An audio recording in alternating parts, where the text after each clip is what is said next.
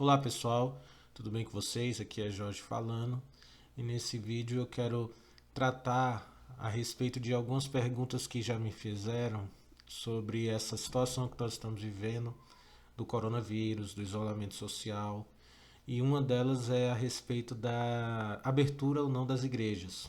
Algumas pessoas já me questionaram se é certo abrir as igrejas, se não é correto.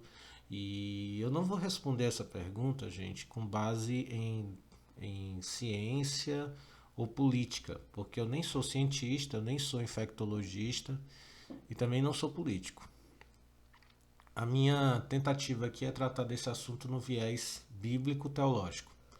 Dentro do viés bíblico-teológico, existe respaldo para abrir as igrejas ou não abri-las?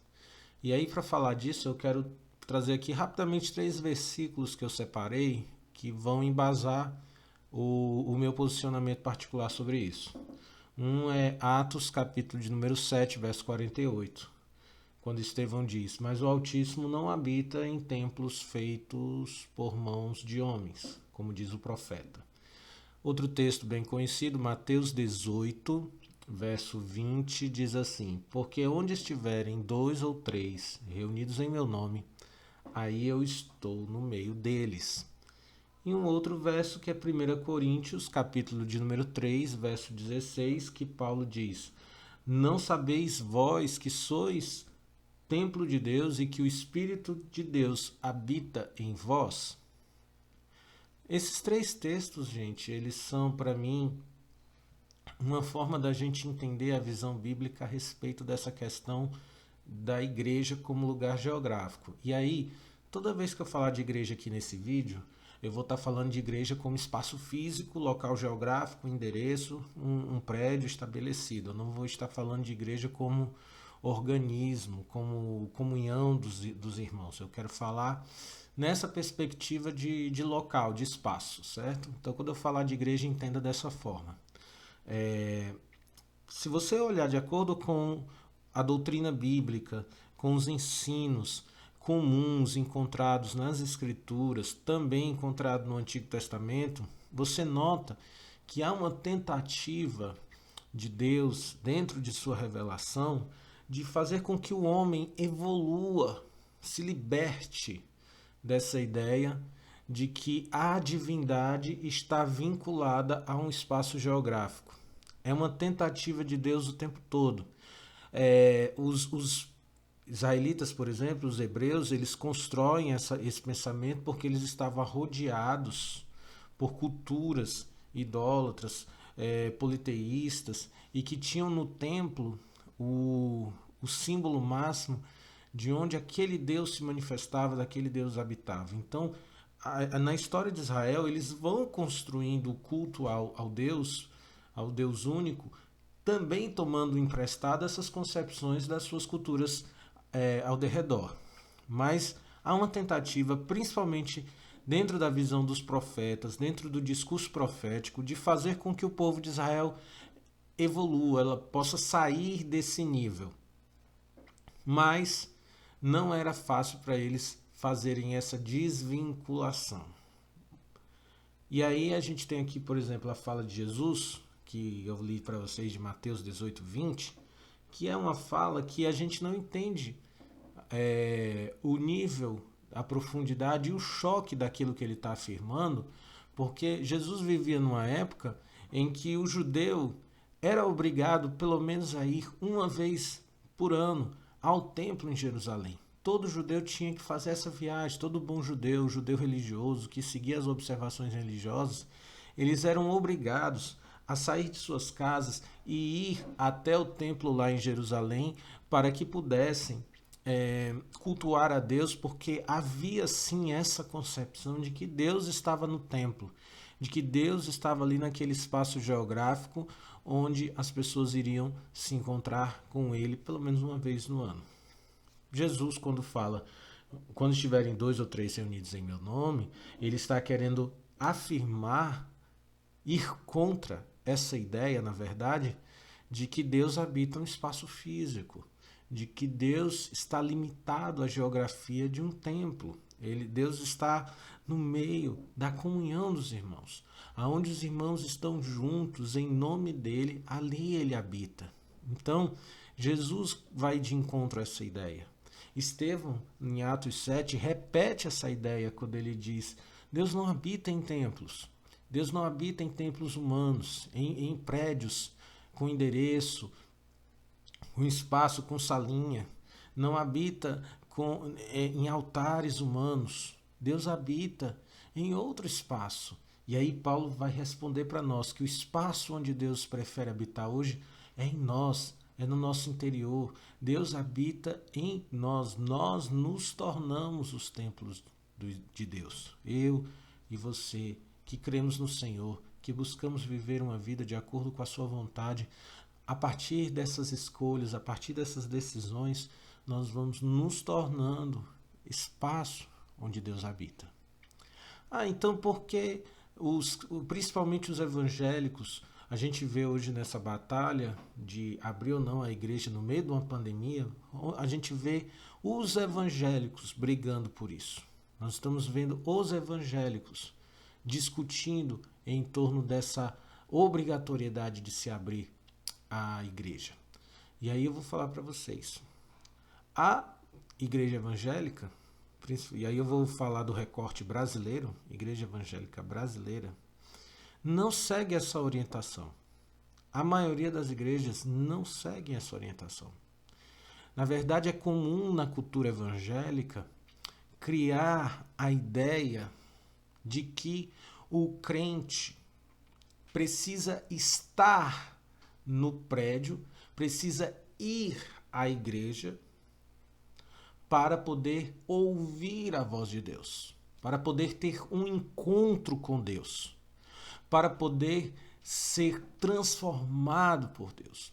A igreja evangélica brasileira, eu não estou falando que é só ela que fez isso, mas eu tenho que falar da minha realidade. Na nossa realidade aqui particular, o movimento evangelical brasileiro construiu essa concepção de que o crente precisa estar no lugar, precisa estar naquele determinado lugar, naquela determinada hora, naquele determinado espaço, para poder ouvir ao Senhor, ser abençoado por Ele. E isso é uma concepção extremamente nociva que está produzindo o que nós estamos vendo hoje, uma briga irracional para se abrir igrejas no momento em que tudo pede, o bom senso pede que a gente se isole para evitar a escalada, acelerar a velocidade de contaminação de um vírus. As pessoas, mesmo assim, querem ir à igreja. Por quê? Porque foi construído isso no imaginário das pessoas. Foi construído essa concepção de que Deus habita o local. Mesmo que nós não afirmemos isso verbalmente, mesmo que nós não tenhamos ido contra os textos bíblicos que eu citei aqui diretamente, a construção, o imaginário, a cultura evangélica brasileira se arraigou na ideia de que Deus habita sim um local, de que Deus está naquele lugar, de que Deus está naquele espaço. E aí as pessoas, no momento de isolamento, querem ir àquele local para poder sentir-se mais próximo de Deus. Essa foi a ideia que a maior parte, a grande parte dos líderes evangélicos no decorrer de muitos anos, de séculos aqui no Brasil, fizeram,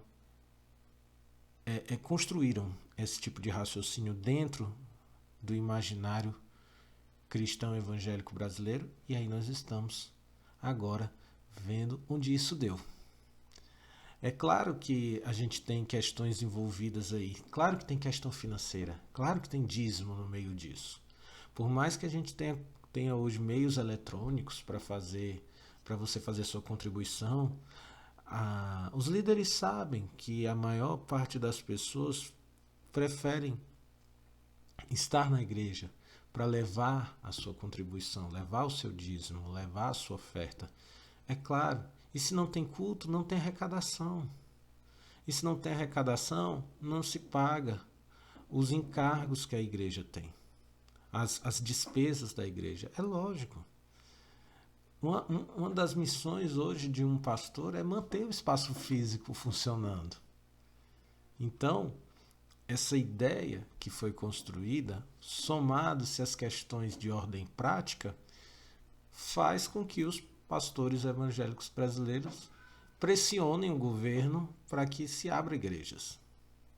Mas se você me perguntar então, biblicamente isso é correto? Não é.